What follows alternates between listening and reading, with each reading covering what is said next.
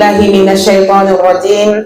Bismillahirrahmanirrahim. Assalamualaikum warahmatullahi wabarakatuh.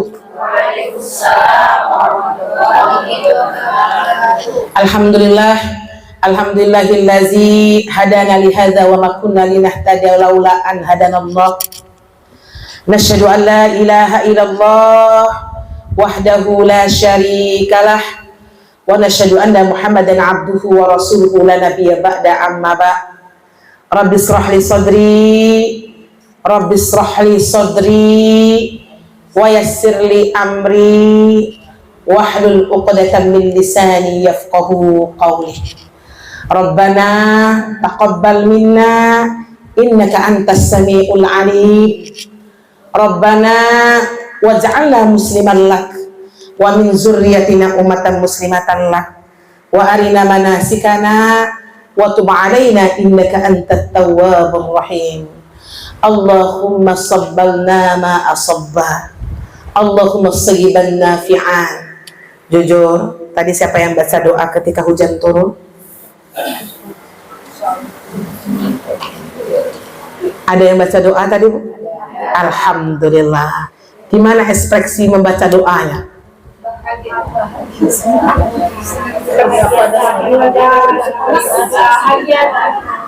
Gimana tadi ekspresinya? Biasanya ibu bahagia dulu baru berdoa. Betul, Bu? Nah, tadi kan hujan gitu kan. Alhamdulillah, terakhir alhamdulillahnya, Bu, baru diselipkan Allahumma sabbal ma'a sabbaya. Kita tahu bahwasanya salah satunya doa turun hujan itu menjadi doa istijabah. Jadi kita ingatkan lagi. Jadi besok kalau ada hujan jangan sampai kita tidak berdoa. Ini biar cinta Allah. Ya. Kalau bisa doanya tuh langsung berhenti. Berhenti itu dalam arti kata beradab. Nah, tadi sempat lagi goreng tempe gitu, hujan kan. Kata abinya, mana pula orang doanya kayak gitu. Dia lagi ngopi, Bu, enak duduknya di kursi gitu. Kalau kita kan Allahumma shabba, dari dapur itu Allahumma shabba mana pula berdoa kayak gitu adabnya. Ya nggak apa-apa lah, respect daripada nggak doa kan gitu, Bu. Itulah emak-emak gitu ya, ini dari situ. Kenapa, Mi? Kembali lagi ujub. Astagfirullah. Bersyukur kita kepada Allah Subhanahu wa taala atas begitu banyak limpahan rahmat dan kasih sayang yang Allah cucurkan kepada kita. Terutama nikmat yang masih diberi kesempatan oleh Allah memperbaiki diri di usia kita yang sudah tua. Ibu jangan marah sama saya kalau saya bilang ibu tua. Iya, boleh. Cuman satu kayaknya anak Bude yang usianya belum 40 tahun ya, Bude. Bu, tunjuk tahun yang belum 40, Bu. 35. Belum ya, masih ada. Mami belum ya? Mama belum ya? Alhamdulillah. OTW, Ma. Oh, masih 36. Masya Allah. Ibu berapa, Bu? Alhamdulillah. Oh, masih ada. Bersyukur yang usia belum sampai 40 tahun tapi dia udah tahu doa usia 40 tahun. Nah, daripada kita udah lewat 40 tahun nggak hafal-hafal. Masih nengok. Nah, itu ya. Astagfirullah. Ini sebuah kenikmatan yang luar biasa. Mungkin ibu bilang ada setengah ibu-ibu kita berprinsip umur tuh boleh tua tapi gaya tuh harus lebih muda, jiwa pun harus jiwa muda dong. Iya, Bu, tapi jangan pernah lupa akhwat, meskipun ibu bergaya dengan gaya muda, meskipun jiwa ibu jiwanya jiwa muda, tapi tetap kita harus tahu umur kita tidak muda lagi, akhwati fillah. Masya Allah, ini sebuah rahmat Allah yang termahal yang Allah berikan kepada ibu. Ya, masih bisa mengoptimalisasikan amal-amal ibadah di usia tua. Jadi salah satunya ibadah yang harus kita prioritaskan setelah usia kita tua ini adalah hadir di majelis ilmu. Inilah healing-healing yang kita butuhkan di usia kita yang sudah tidak muda lagi. Ada terasa, Bu? Ada terasa? Ya kan, Bu Yul? Jangan sampai kita nih di usia-usia tua semangat healing-healing tafakur alam, lupa healing untuk bertazkiyatun nafs dan bertambah ilmu agama kita. Silakan aja ibu mau pergi jalan-jalan kemana, cuman jangan pernah lupa healing yang kita butuhkan ketika sudah di atas usia 40 tahun nih. Inilah healing-healingnya. Masuk majelis, keluar majelis, masuk majelis, keluar majelis. Ini healing yang sesungguhnya, ibu beri cinta Allah. Semoga Allah mudahkan langkah kaki kita, ayunan tangan kita untuk menghadiri healing-healing agama Allah ini. Tapi jujur, Bu, mana mudah hati ibu pergi healing-healing tafakur alam dibandingkan healing menghadiri majelis ilmu. Memang harus jujur, Bu Yul. Nah, ini yang terlalu, seharusnya kita harus mengaca diri kita. Udah tua loh, rambut sudah mulai putih, kan gitu kan, Bu? Nah, kenapa Bu Lia? Iya kan, biar kita ingat mempersiapkan diri kita.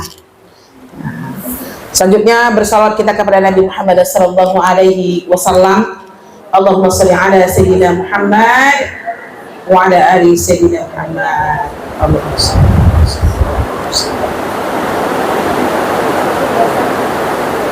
Saya izin helm saya, jaket saya dulu pun ya. Enggak hafal, Afanza. Jazakallahu khair.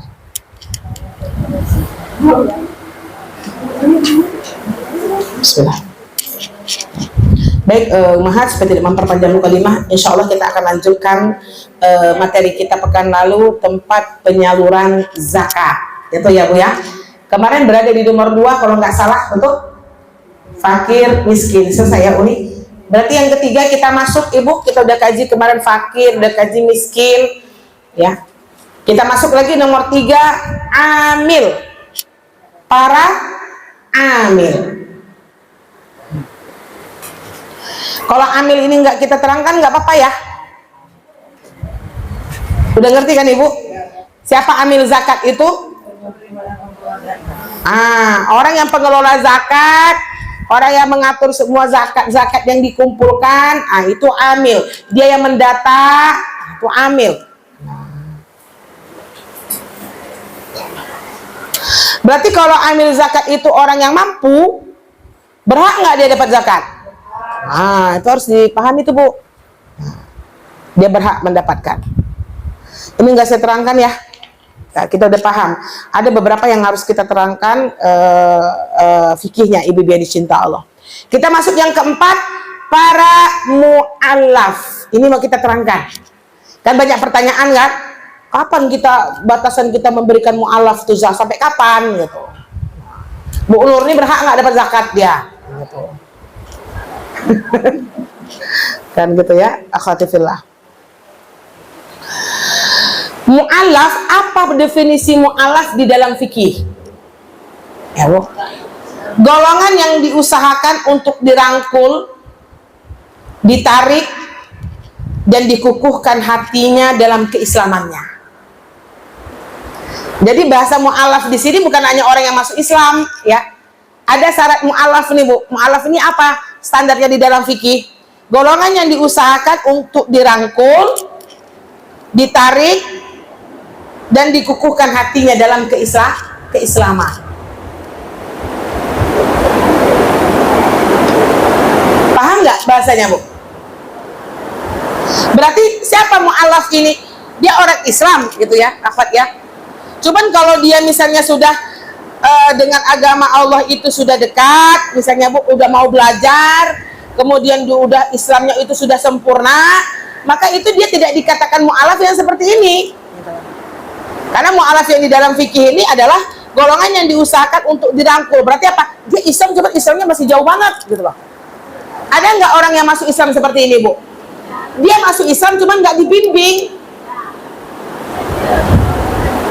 Paham nggak bahasa saya? Sam ya? Makanya di Kota Pekanbaru ini Mu'alaf Center An-Nur aja nggak jalan. Ada beberapa teman-teman kita bahkan yang membuat yayasan Mu'alaf gitu ya Bu ya. Nah, ini contohnya yang di GTU nih hidup nih. Saya lihat yang dekat Labersa ke sana.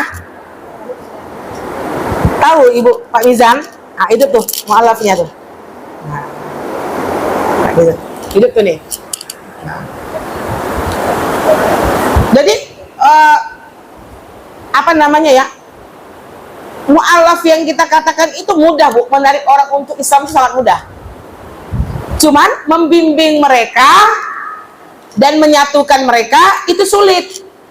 Bagus juga Bu Nur kalau Ibu mau buat kayak gitu Bu. Khusus umahat aja.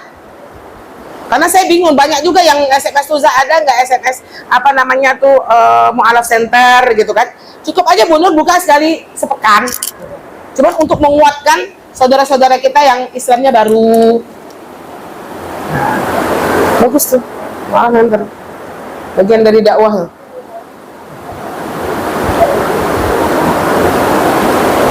Kita buat Bu Nur. Mau nggak Ibu buat? Jadi misalnya ada teman yang kita nih mu'alaf, ya udah callingkan aja ke beliau gitu. Ini ada yang kita kenal, callingkan. Nanti saya ada callingkan ke Bu Nur. Bisa jadi satu halakoh tuh. Dapat 10 orang, sekali sepekan aja Bu Nur. Ya. Terserah nanti diantara kita yang bisa membina. Jadi Sakofah punya apa namanya tuh? Mu'alaf Center. Baca Qur'annya. Kan banyaknya saudara-saudara kita tuh masuk Islam itu karena suaminya Bu, ya kan? Karena dia mau menikah dengan laki-laki Islam. Cuma pembinaannya lemah sekali. Nah, ini usulan saya nih. Nanti kita bantu Bu Neng, Bu Lia, buat Mu'alaf Center. Yang udah ada nih di sini kayak kita mengajarkan mereka sholat, gitu kan. Kita ambil hatinya, bawa mereka ke sini. Itu luar biasa tuh, pahalanya besar Bu.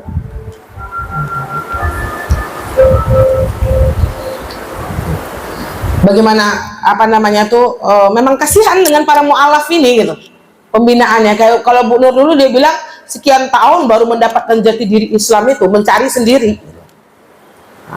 Apalagi kalau punya suami yang tidak membackup. Kata ya, ini managing Allah. Kemudian akhwat, nah itu tadi ya, golongan mu'alaf yang disampaikan di dalam fikih itu syaratnya itu dulu. Dia memang betul-betul untuk orang itu yang kita usahakan untuk dirangkul, kemudian ditarik dan dikukuh hatinya dalam Islam. Mungkin kita lihat udah mulai menjauh dia dari Islam nih. Kok Islamnya cuma KTP doang, nggak melihatkan simbol-simbol keislamannya atau apa namanya tuh auratnya belum ditutup dan sebagainya kayak gitu ya. Pendekatan namanya Bu. Atau untuk menolak bencana yang mungkin mereka lakukan terhadap kaum muslimin dan mengambil keuntungan yang mungkin dimanfaatkan untuk kepentingan mereka. Ini nggak penting. Para fuqaha membagi mereka kepada golongan muslim dan kafir. Golongan mu'alaf kaum muslimin terdiri dari 4 macam. Ini yang mau kita kaji Bu. Jadi mu'alaf itu terbagi menjadi 4 macam. Gak apa-apa, kita pelajari sesuai di zaman Rasulullah nih Bu. Yang pertama,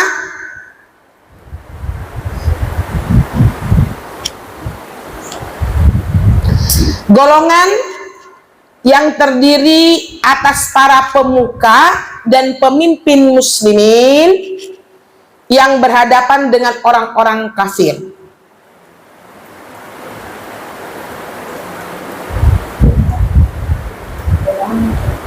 Golongan kafir. Jadi nanti saya ceritakan nih Bu. Tapi di zaman sekarang ini susah standarnya, ya. Golongan yang terdiri atas pemuka dan pemimpin muslimin yang berhadapan dengan orang-orang kafir. Berarti apa? Ada pemuka muslim, dia itu berhadapan dengan orang kafir.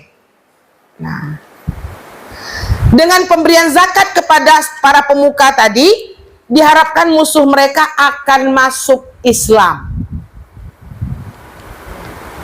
Nanti saya serangkan Bu, kalau Ibu nggak paham. Ini kalimat terjemah ya. Nanti kita terangkan.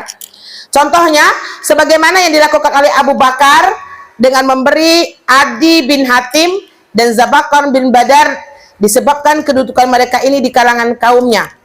Padahal keislaman mereka tidak perlu dipertanyakan lagi. Jadi apa mu'alaf di sini? Nah, siapa tadi Bu mu'alaf di sini? Golongan yang terdiri dari pemuka dan pemimpin muslimin yang berhadapan dengan orang-orang kafir.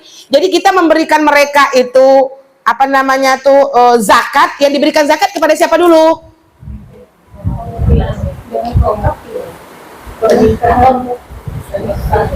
Pahami bahasanya Bu? Pemimpin muslim yang kita kasih zakat itu pemimpin muslim. Dia kan nggak mustahik kan, Abu Bakar gitu kan. Cuman dia dikasih itu supaya dia bisa menarik orang kafir itu masuk Islam. Sekarang udah payah nih Bu, contoh nomor 1 nih, susah kita.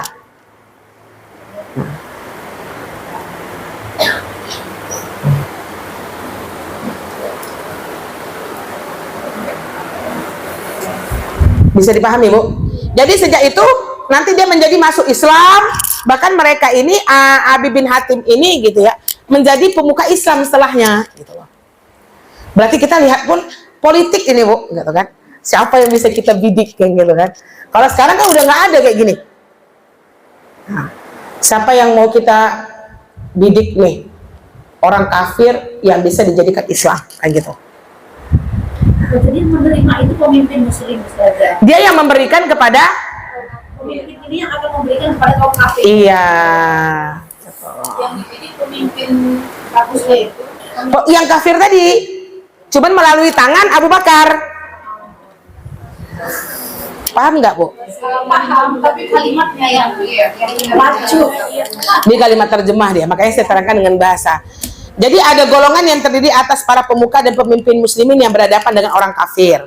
Berarti saya nih muslim, pemimpin, ada Bu Nur nih kafir, gitu kan? Nah, gitu kan? Ya sebentar. Dengan pemberian zakat kepada para pemuka tadi, maka saya itu dari sayalah zakat itu diberikan. Ya, iya. Saya yang memberikan kepada Bu Nur.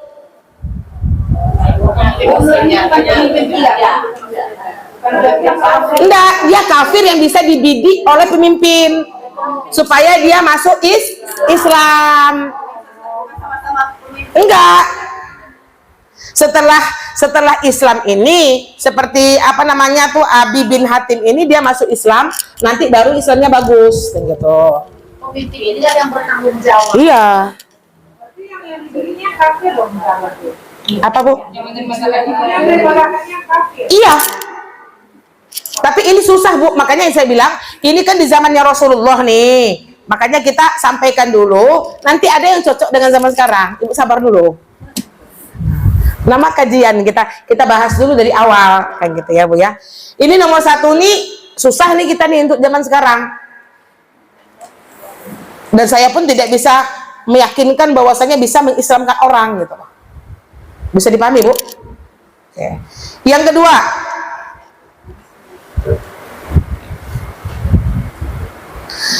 para pemuka muslimin.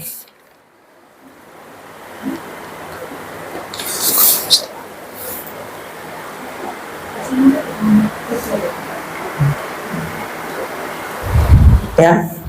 Para pemuka muslimin yang beriman lemah. Pahami Bu? Ini kan tadi kan mu'alaf itu kan bukan hanya muslim dan bukan hanya kafir. Kan saya udah bilang tadi kan, mu'alaf itu ada yang muslim, ada yang kafir. Yang kafir kita belum kaji. Makanya fokus dulu ini Bu, yang mau kita fokuskan itu dia muslim. Selama ini yang Ibu ketahui kan mu'alaf itu kafir yang masuk Islam. Ah, terserah Ibu lah lagi. Makanya saya kunci lagi kalimatnya ini, Bon. Sabar ya Zah, sabar ya Ibu. Kan sebenarnya kita nggak pernah kaji ini Bu. Nah, sekarang Ibu bingung kan, bagaimana mu'alaf itu siapa yang mau kita salurkan gitu. Makanya dengan kita kajian fikih ini, nanti Ibu jadi paham. Oke. Baik, kalau tadi berarti para pemuka muslimin yang berhadapan dengan orang kafir. Yang itu tadi udah ya. Sekarang para pemuka muslimin yang beriman lemah. Dia pimpinan kaum pemuka muslim, tapi yang beriman lemah. Kita bacakan dulu, Bu.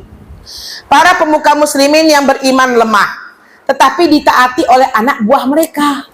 Oh, kan ada orang yang bisa ngomong, bisa manipulasi, mantap dia kan, Bu, mengajak orang, gitu kan, jadi agen, tapi dirinya sendiri lemah. Dengan memberikan bagian zakat kepada mereka, diharapkan dapat menambah ketetapan hati dan kekuatan iman mereka, serta pengaruh dan nasihat mereka terhadap rakyat agar rela berjihad dan berjuang. Misalnya, dulu ya, jangan dicatat dulu, Bu. Orang-orang yang diberi hadiah berlimpah dari hasil rampasan Hawazin oleh Nabi. Apa Hawazin ini?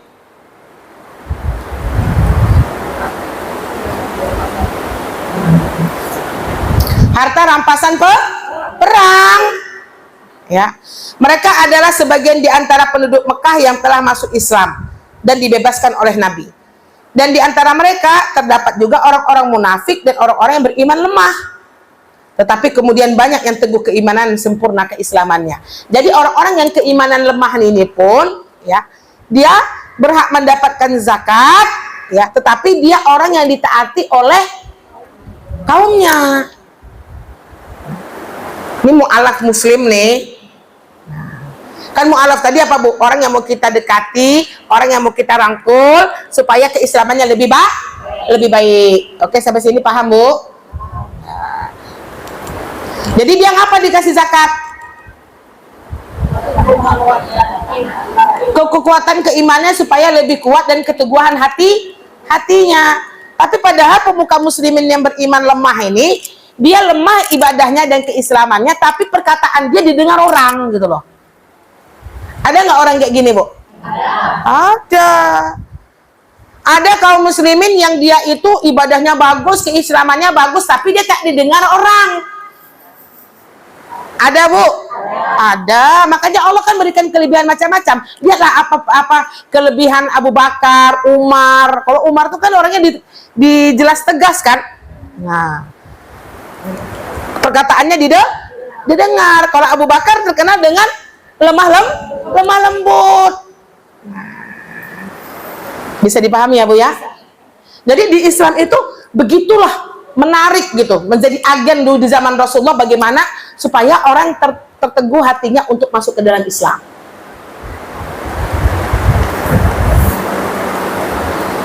Itu yang kedua.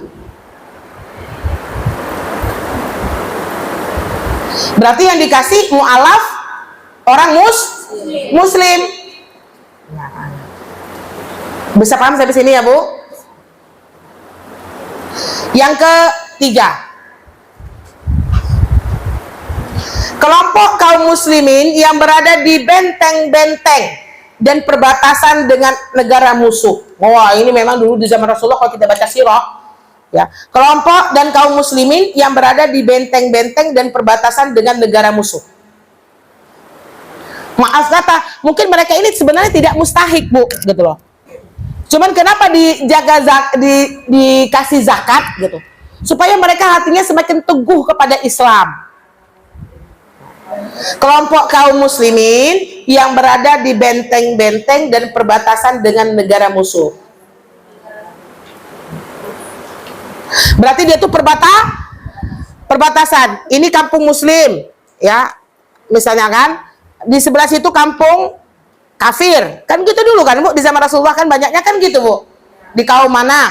Jadi dia itu berada penjagaan benteng. Kan yang pertama kali yang diserang itu pasti perbatasan kan gitu.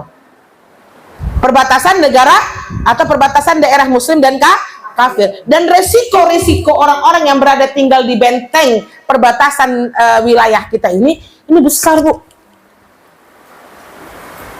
Rafah kalau kita lihat sekarang itu ya, apalagi tuh perbatasan antara Gaza. Nah, itu maksudnya, Bunda. Jadi orang-orang di sini dikasih, ya. Kenapa? Mereka memperoleh bagian dengan mengharapkan perjuangan mereka mempertahankan kaum muslimin yang berada di garis belakang apabila diserbu musuh.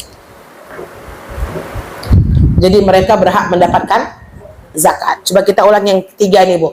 Yang pertama, mereka golongan muslimin, dia adalah pemuka-pemuka muslim. Kemudian banyak berhadapan dengan orang kafir. Dia dikasih zakat pemimpin muslimin ini supaya dia bisa mengajak kaum kafir tadi masuk ke dalam Islam.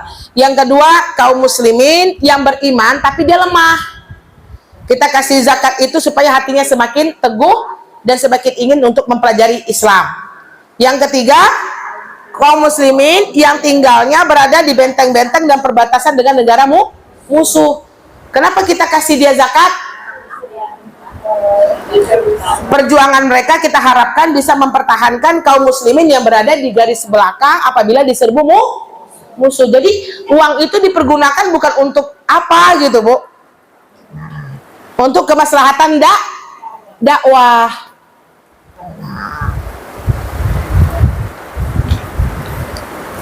Oke. Masuklah yang keempat. Empat lagi, Bu, ya. Segolongan kaum muslimin yang diperlukan untuk memungut pajak dan zakat. Dan dia menariknya dari orang-orang yang tidak mau menyerahkannya, kecuali dengan pengaruh dan wibawa mereka.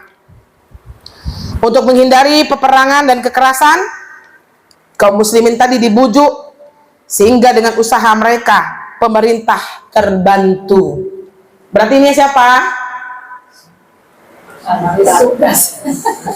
Petugas yang ditugaskan oleh pemerintah. Misalnya kan Bu Sri ini dia mustahik, nanti saya ulang, Bu, kalimatnya, tapi dia nggak mau bayar zakat, dicari agen oleh pemerintah, kan gitu, Bu. Kayaknya Bu Sri ini takut sama Oma nih, nah takut sama Oma gitu, Bu, sehingga Oma ini ya diperintahkan oleh pemerintah untuk memungut pajak atau zakat yang berada di Bu Sri. Jadi yang berhak menerima zakat siapa? Oma. Oh. Ya, segolongan kaum muslimin yang diperlukan untuk memungut pajak dan zakat dan menariknya dari orang yang tidak mau menyerahkannya kecuali dengan pengaruh dan wibawa mereka. Berarti jadi agen dia, Bu. Paham bahasa sederhananya, Bunda? Dia jadi agen. Tapi pada hari ini, paham Ibu nomor 4 nih, Bu? Berarti kan semuanya yang dikatakan mu'alaf di sini ini adalah muslim. Nah, kita udah bilang tadi mu'alaf itu kategorinya atau definisinya di dalam fikih bukan hanya orang yang baru masuk Islam. Tapi mu'alaf ini ya orang, segolongan orang yang bagaimana supaya dia tertarik, bagaimana semakin kuat, teguh keimanannya kepada Islam.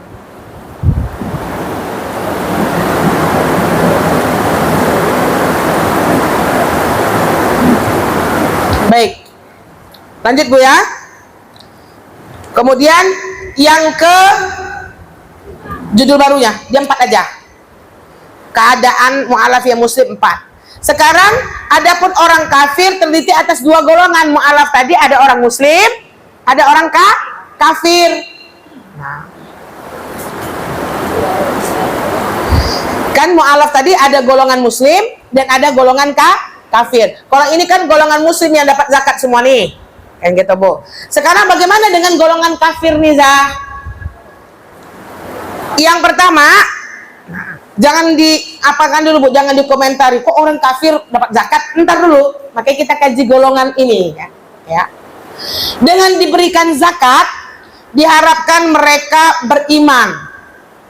Seperti Sofwan bin Umayyah yang telah diberi keamanan oleh Nabi sewaktu penaklukan Mekah dan diberi waktu selama 4 bulan agar dia dapat berpikir dan menentukan pilihannya sendiri.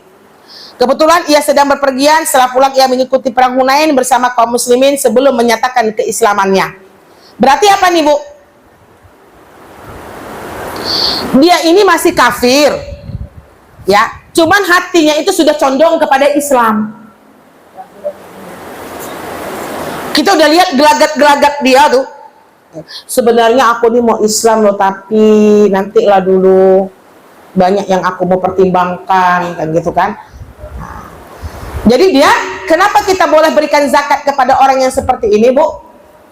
Supaya semakin kuat hatinya untuk memilih Islam agamanya. Cuman di zaman sekarang kita nggak berani. Ya cuman ada standar di fikih, Bu Nur, makanya mau kita sampaikan. Nah biasanya kalau kita katakan boleh nggak Zah? Boleh, fikihnya ada kok. Cuman kita nggak yakin kan gitu ya Bu ya. Susah kalau di zaman Rasulullah itu pendeteksiannya memang agen dakwah itu sangat terlihat gitu loh. Mana yang mau ke Islam, mana kayaknya yang mau dibujuk dia dengan zakat. Nah gitu loh. Itu bahasanya Bu. Ya sama kayak cerita Sofwan ini, dia belum Islam tapi dia ikut perang Hunain. Berarti dia munafik kan? Munafik dengan agamanya kan gitu. Orang ini yang kita kasih zakat supaya artinya semakin yakin dan kepingin untuk memeluk Islam.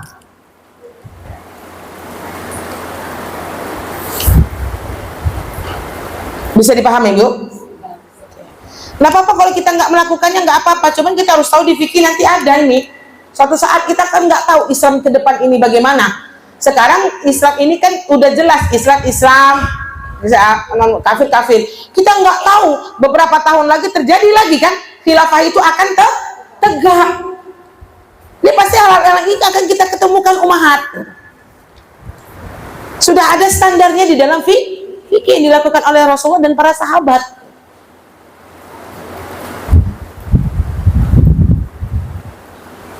Ya.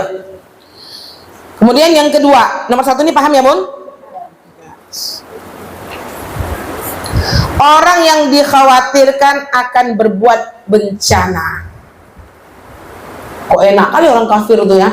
Berarti kalau dia memang orang-orang yang memang ingin memberikan bencana kepada Islam, kalau kita lihat tuh bagak lah dia gitu ya. Dengan memberinya zakat, diharapkan hal itu dapat dihindari. Kita bacakan Ibnu Abbas ini. Ibnu Abbas mengatakan ada suatu kaum yang sedang menemui Nabi, dan jika mereka diberi, mereka memuji agama Islam. Kata mereka, ini agama yang baik. Jika tidak diberi, mereka mencela dan mencacinya. Di antara mereka Abu Sofyan. Pernah tahu kan? Dulu kan Abu Sofyan kayak gitu.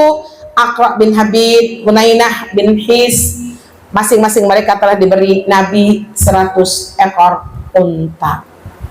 Dulu kan di zaman Rasul itu genting Bu, bukan kayak kita sekarang. Jadi orang kafir itu boleh dikasihkan zakat itu supaya dia tuh nggak ganggu lagi untuk kemaslahatan Islam. Itu ya, Ibu dan cinta Allah. Tapi zakat yang seperti ini, kalau kita berlakukan itu sesuai dengan keberadaan di masa itu, dalam arti kata memang butuh itu dikasih gitu loh. Kalau zaman sekarang kan nggak ada yang butuh nih. Jangan pula gara-gara kita mengkaji fikih ini bilang, oh boleh tuh, berarti Bu Nur boleh mengasih kakaknya biar kakaknya mujuk-mujuk dia masuk Islam kan gitu. Nah, kan gitu Bu. Ini kita kaji ini biar apa namanya tuh kita tahu bahwasanya di zaman Rasulullah itu seperti itu dulu. Saking bagaimana Rasulullah menjaga stabilitas Islam itu sendiri gitu loh Bu. Kan nggak semuanya Rasulullah main perang. Kan ada beberapa politik-politik yang harus kita lakukan. Kayak tadi nih, kan seharusnya kalau misalnya seperti Abu Sufyan nih gitu kan, karena dia ingin membawa bencana kepada Islam, seharusnya bunuh aja dong, perangi aja kan gitu. Nggak seperti itu. Islam ini agama rahmatan lil alamin. Kalau kita kaji sejarahnya, perang apa yang kita dulu yang memulainya? Nggak banyak. Sebutkan Bu, 5 perang yang berlaku di zaman Rasulullah. Ah, ini pasti banyak yang nggak tahu.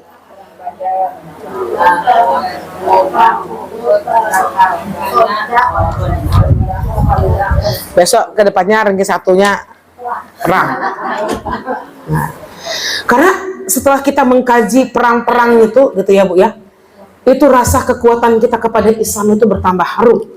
Kami sudah ngaji di Nusaibah itu mempresentasikan perang-perang yang diikuti oleh Rasulullah. Itu peluru. Bagaimana Badar itu pertahanannya berapa pasukan, kan Bu Nur ya? Dia bagaimana Uhud, kenapa kita kalah di peperangan Uhud. Itu sirah itu jangan bilang bunga penting. Sirah nabawiyah itu penting untuk meningkatkan keimanan serta ibadah kita kepada Allah Subhanahu wa taala. Sudah Bu? Ini ya Umahat, saya nggak berpanjang ini.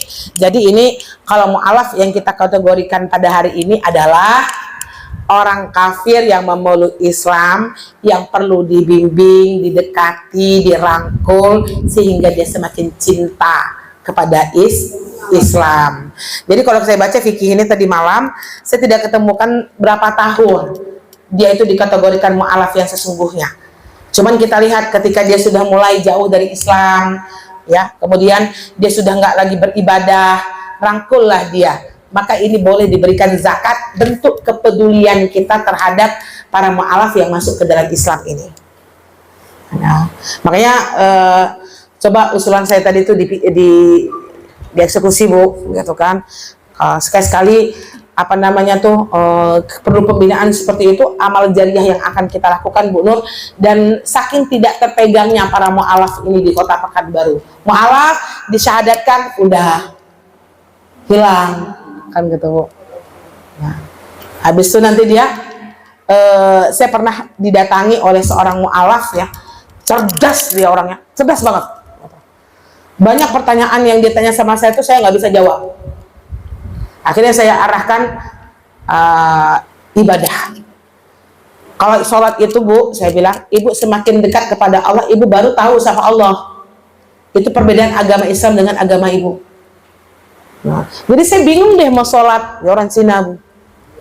Gimana saya mau sholat? Saya nggak tahu Tuhannya kok. Jadi orang-orang yang cerdas ini, kecerdasannya harus kita bawakan kepada Islam. Sehingga tidak ada pembinaan. Saya sudah datangi di Pekanbaru ini, Ustaz Zafani sudah berapa ustadz yang saya datangi. Nggak ada saya mendapatkan di mana ya? Yang rasanya saya ingin kembali lagi ke agama saya. Nah, ini kan dia butuh penguatan. Hal-hal yang seperti ini. Nah, semoga kita bisa kumpulkan mereka di majelis ini. Sekali sepekan aja kita pegang mereka. Itu udah alhamdulillah. Ya, bagaimana kita mentransformasikan ilmu yang kita dapat, kita bimbing mereka sholat. Nah, ini PR buat Sakofah. Soalnya ada tetangga di Mumbai lagi tahu. Tuh, ini kan gitu kan nih. Apa? Ini juga kita harus pikirkan ini kita sebagai umat Islam. Dia suaminya pagian cuma karena nggak ada. Sekarang betulan tinggal anaknya 20. Terus pulang lagi ke orang tuanya. Kenapa ini nggak pegang kemarin nih? Depan rumah itu. Dulu dia tinggalnya dulu depan rumah kita. Karena dia suaminya nggak ada pula yang jadi dia merasa pindah agama, dia orang tuanya tetap lagi dia kembali. Tuh, dia nggak mendapatkan ketenangan ya di dalam beragama ini. Ya Allah. Ini kala tahdi man ahbabta wa likinna yahdi man yasha. Ah gitu Bu Nur, Bu Neng, Bu Liah.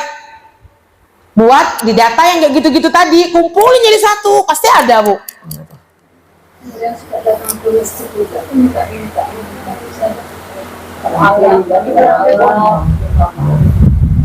Iya. Nah, bisa aja. Karena pakai surat-suratnya, tanda tangannya gitu kan. Bisa juga zakat kita distribusikan ke situ. Nah, apa yang bisa kita lakukan? Pembinaan ini sekarang nggak banyak yang bisa membina seperti itu. Gitu ya Bu ya? Yang Islam kan banyak yang istiqomah mengajarkan itu yang nggak ada. Ya.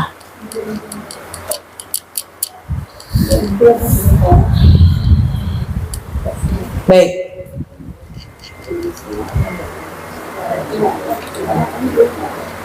Kalau lanjut lagi Bu ya. Itu aksinya biar apa kita bisa bantu. Jadi bisa mu'alaf center Anwar pun nggak jalan.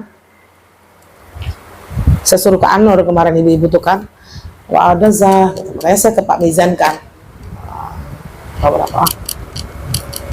Baik, lanjut. Yang kelima, budak. Wah, budak ini gimana ibu menyikapinya nih bu di zaman sekarang?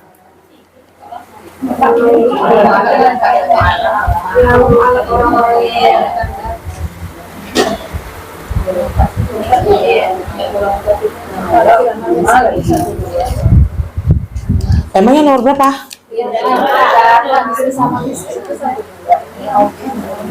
Yang mualaf yang tak Gak apa-apa. Yang 1, 2 kemarin nggak dateng. Yang pertama fakir, yang kedua miskin. Kita ada kaji panjang bu. Yang ketiga amil. Udah kita terangkan kan? Yang keempat mu'alaf kategori sini dibagi mu'alaf muslim dan mu'alaf kafir kan? Kemudian yang kelima budak.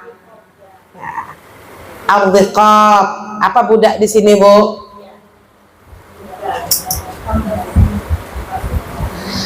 Di zaman sekarang budak nggak ada. Jadi khadimat kita bukan budak kita. Tidak ada bu. Kalau dulu di zaman Rasulullah itu dia dapat zakat itu supaya uang zakat itu bisa memerdekakan dia dari kebudakan, gitu ya. Jadi zaman sekarang ini nggak ada budak. Cuman ada yang ulama yang berpendapat itu bagi orang-orang pengungsi yang dia keluar dari negaranya, ya, yang banyak tuh sekarang di Pekanbaru kan bu. Nah ada ulama yang mengatakan kategori itu dia yang tertindas di negerinya. Nah itu bisa dikategorikan perbudakan. Nah, itu pendapat setengah ulama. Berarti dia masuk asnaf. Masuk asnaf itu berarti kita kategorikan kepada apa? Perbudakan. Itu yang di zaman sekarang. Cuman budak yang hakiki udah nggak ada lagi ya bu. Nah, kan nggak ada lagi perbudakan di dalam Islam. Nah. Sampai sini paham? Oke, ini nggak masalah ya. Udah. Saya nggak kaji ini bu. Selanjutnya ibu ghorimin. Ini panjang. Ghorimin ini artinya apa bu? Jangan sampai ibu bilang ghorin masjid ya. Karena banyak ibu pengajian yang tidak paham dengan asnaf ghorimin ini. Saya berkali-kali ditanya bu. Ghorim Zah. Ghorim itu apa ibu? Itu yang tukang-tukang jaga masjid. Ghorimin. Kalau garin di masjid itu apa pakai apa? M. Kalau ini pakai M. Beda ya. Ghorimin.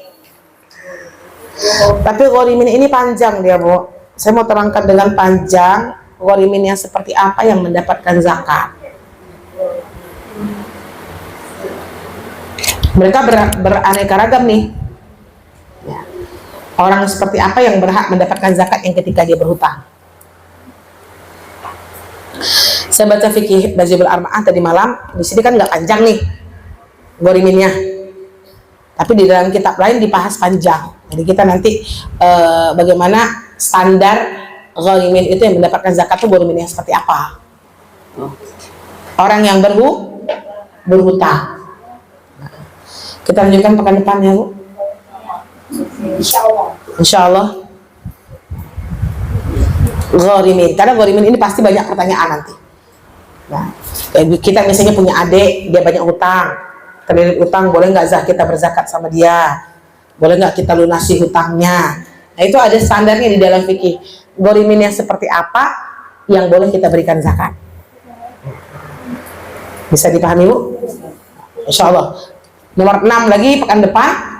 Ghorimin masih ada jihad fisabilillah kan? Ada berapa bu? 8. Insya Allah pekan depan kita udah selesai lah membahas asnaf zakat ini. Kenapa saya tidak men-skip ini, tetap dikaji? Karena kita pasti kadang-kadang pemberian pendistribusian zakat itu agak bingung, agak ruwet gitu kan. Meskipun kita tetap memberikannya kepada amil, tapi kita tetap tahu asnaf ini. Jangan sampai ibu, pokoknya saya kasih aja amil, udahlah terserah mau kemana. Nah, itu salah. Karena di dalam fikih ada 8 yang boleh kita zakati, yang berhak menerima zakat. Oleh Afik, insya Allah semoga ibu bersabar dengan belajar fikih ini, karena memang fikih ini dia berat, ibu beri cinta Allah. Cuman kalau kita nggak mulai, karena fikih ini merupakan ilmu yang sangat penting di dalam Islam. Semakin banyak orang yang belajar fikih, semakin sedikit perdebatan di masyarakat. Nah, alhamdulillah rabbi wa la takuna minal mumtarin. Assalamualaikum warahmatullahi wabarakatuh. Waalaikumsalam.